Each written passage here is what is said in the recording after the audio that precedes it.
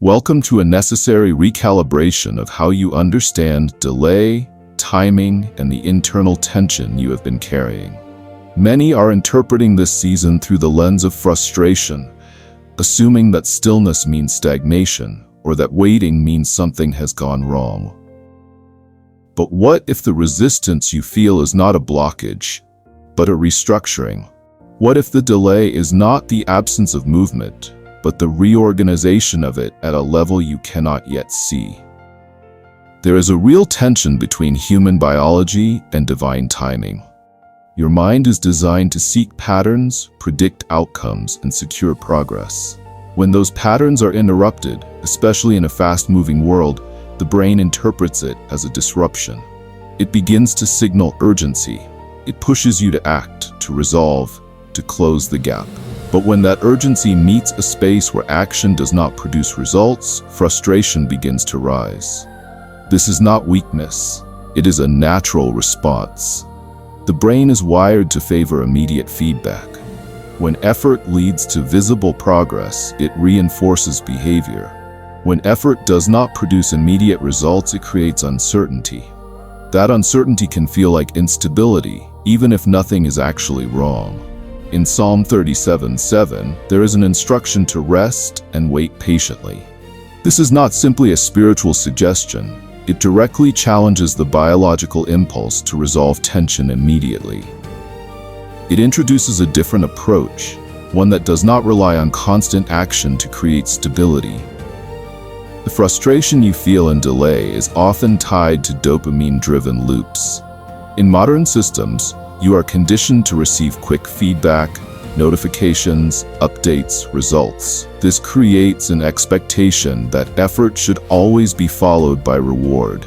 When that pattern is interrupted, the brain interprets it as a loss. This can create a sense of emptiness or even abandonment, not because something has been removed, but because the expected reinforcement is absent. This is where misinterpretation occurs. The absence of immediate results is not necessarily a negative signal. In many cases, it is a neutral or even necessary condition. But because the brain is accustomed to constant feedback, it labels this condition incorrectly. In James 1:4, there is a reference to patience, completing its work so that nothing is lacking. This suggests that patience is not passive. It is active in a different dimension. It produces structural changes that are not immediately visible, but are essential for long-term stability. The idea of a sanctified neural pathway can be understood as the shift from reactive behavior to deliberate endurance. When you choose not to act on every impulse, you are not doing nothing. You are strengthening the part of the brain responsible for regulation and decision-making. This increases your ability to remain stable under pressure. The prefrontal cortex, which governs planning and control, becomes more effective when it is not constantly overridden by urgency signals. Each time you resist impulsive action and remain steady, you reinforce this system. Over time, this creates what can be described as stamina, not physical, but cognitive and emotional. This aligns with Isaiah 40:31, where waiting is associated with renewed strength. The renewal is not random. It is the result of a system that is no longer overreacting to every stimulus. It is stable enough to conserve energy and apply it strategically. Understanding the structure of this current phase requires moving away from linear thinking. Not all progress is sequential. Some phases are foundational.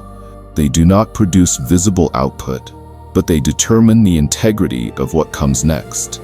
If these phases are rushed or bypassed, the structure that follows is weakened. In Ecclesiastes 3:11, there is an indication that everything is made appropriate in its time. This reinforces the idea that timing is not arbitrary. It is aligned with readiness. If something appears delayed, it may not be aligned with the current state of preparation. The concept of a holy void can be understood as a controlled environment where external variables are reduced. This allows internal systems to adjust without interference. It may feel like inactivity, but it is actually a form of isolation designed for recalibration. The ego resists this environment because it cannot measure progress in the usual ways.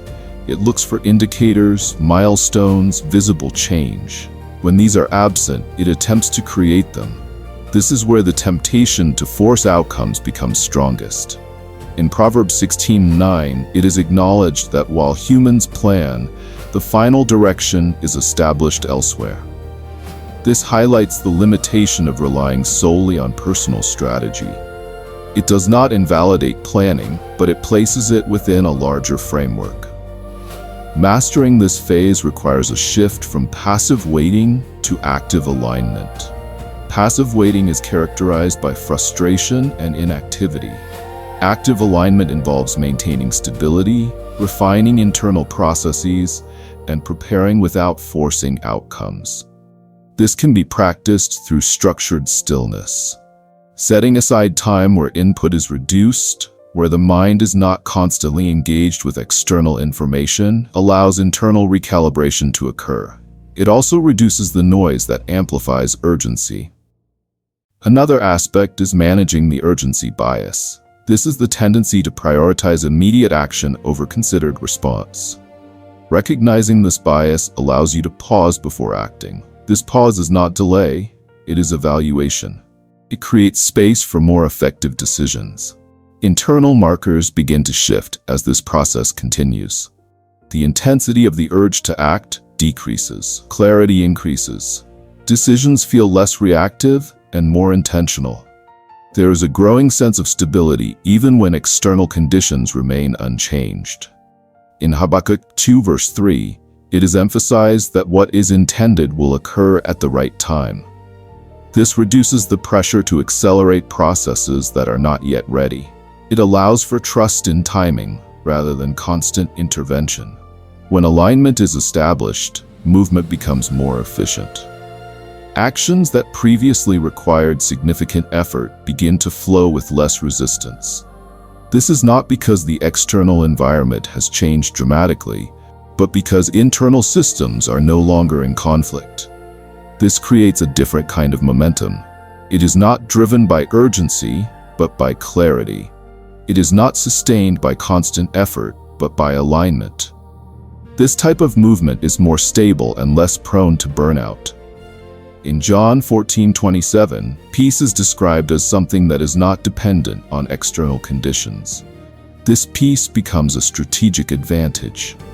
In a world that is constantly reacting, the ability to remain steady allows for better decisions and more effective action. The final stage of this process is the integration of stillness into ongoing activity. The goal is not to remain in isolation, but to carry the stability developed in stillness into dynamic environments. This creates consistency. The external pace of the world may remain fast, but your internal pace becomes regulated. You are no longer pulled in every direction. You respond selectively. This increases efficiency and reduces unnecessary strain. This is the invitation of the worldwide truth ecumenical movement. To understand delay not as denial, but as design. To recognize that patience is not weakness, but structure. And to move from a state of constant reaction to one of deliberate alignment.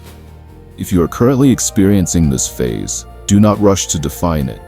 Allow it to function. Reduce unnecessary input. Observe your responses. Identify where urgency is driving behavior. Begin to shift towards stability. This is not a single moment of realization, but a continuous adjustment. Each cycle will refine the process further. Over time, the gap between urgency and alignment will decrease. Thank you for standing with the worldwide truth ecumenical movement. Continue to build internal systems that support clarity, patience, and alignment. Because when timing is understood correctly, delay is no longer an obstacle, but a necessary part of precision.